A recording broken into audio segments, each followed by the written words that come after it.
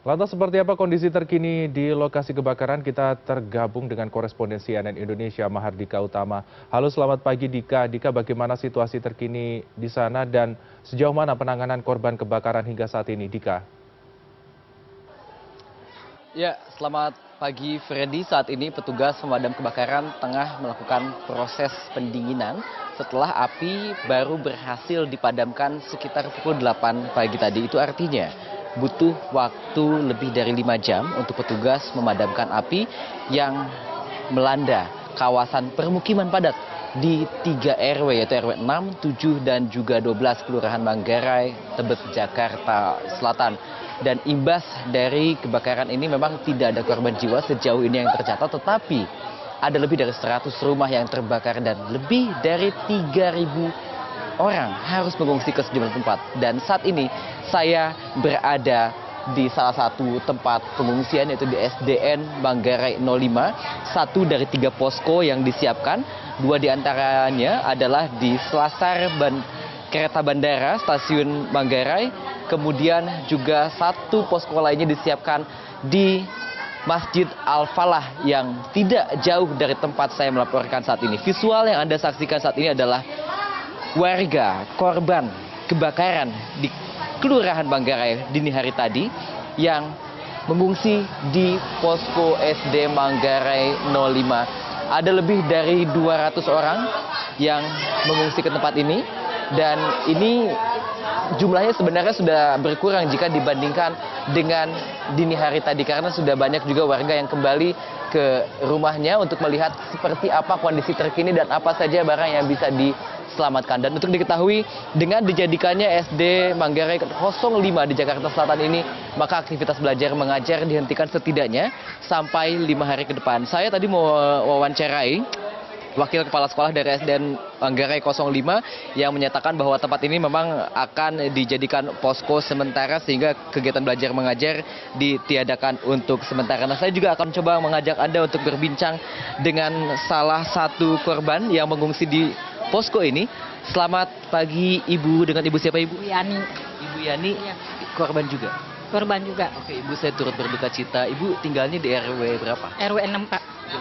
Bisa diceritakan Ibu, bagaimana sih kejadian peristiwa Kejadiannya tadi? katanya sih dengar-dengar katanya dia lagi ngecas, terus kepanasan taruh di kasur meledak, terus orangnya udah mau kabur gitu. Dia lagi pada tidur dibangunin sama warga gitu Pak. Oh, jadi posisi Ibu lagi pada tidur? Iya, dia pada tidur.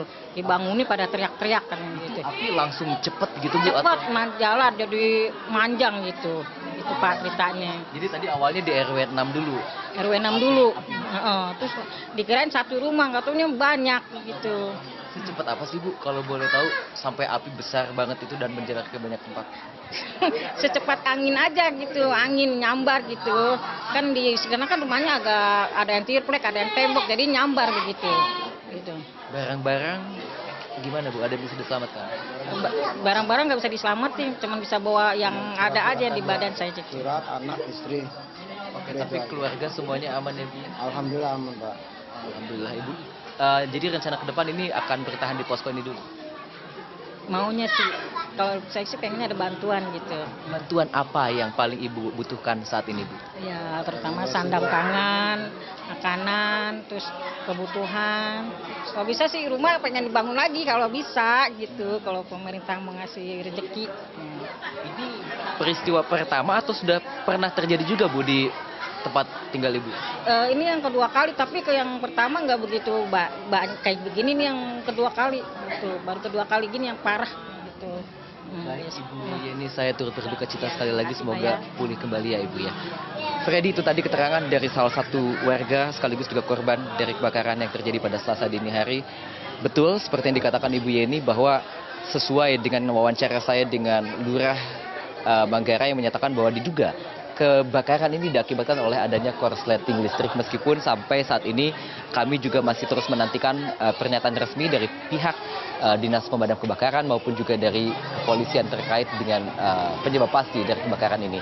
Dan kalau kita bicara soal korsleting listrik dan kita elaborasi lagi dengan data, sepanjang tahun 2024 ini sudah ada lebih dari 300 kasus kebakaran di Jakarta dan lebih dari 100 diantaranya diakibatkan oleh korsleting listrik. Tadi saya juga mewawancarai Lurah Manggarai yang menyatakan sebetulnya Pemprov DKI Jakarta ini sudah melakukan antisipasi dengan membuat program yang meminta setiap warga, setiap satu rumah memiliki satu apar atau alat pemadam kebakaran. Tetapi mungkin memang dengan cepatnya peristiwa kebakaran yang terjadi pada dini hari tadi pada pukul 2:20 tidak cukup waktu yang dimiliki oleh warga. Apalagi kami juga mendapatkan keterangan bahwa petugas pemadam kebakaran sempat kesulitan akses dan juga air untuk memadamkan api di wilayah padat penduduk ini. Freddy, kembali ke Anda. Baik Dika, kita nantikan bagaimanakah perkembangan penyelidikan dari kebakaran ini dan tentunya diharapkan ada bantuan khusus kepada korban kebakaran yang berada di sana. Terima kasih Mahardika Utama untuk laporan Anda. Selamat kembali bertugas dan jaga kesehatan.